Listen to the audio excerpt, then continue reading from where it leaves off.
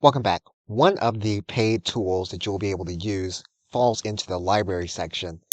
You can click on the library and you're going to see that you have an element here that says page. We can click on page. This will allow us to draft a page from content that we generate. You're first going to write what your page is going to be about. You will then click on audience. You can then determine what kind of audience you want for your page. Your page can be for beginners. Your page can also be experts, which does use more technical terms and references advanced concepts. We're going to choose experts. What we're now going to do is we're going to click this button to go to the next step. Perplexity will then begin writing the page. You will see that Perplexity will populate your page with a specific image, and you will notice existing sections that Perplexity has already laid out for you. You'll see those pages with sources and with content. You can also add in media to each section. If you want to rename the section, you can rename it.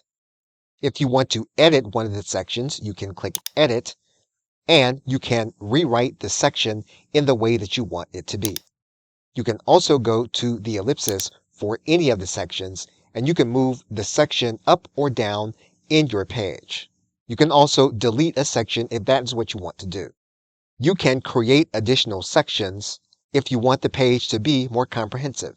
You can also choose a different page layout. You can click on the layout button at the very top. You can make it so that the header will be smaller. You can make it so it will be larger, or you can make it so that there is no header at all. And you'll see your changes made. You can click on the preview button to preview the page. You can then publish your page.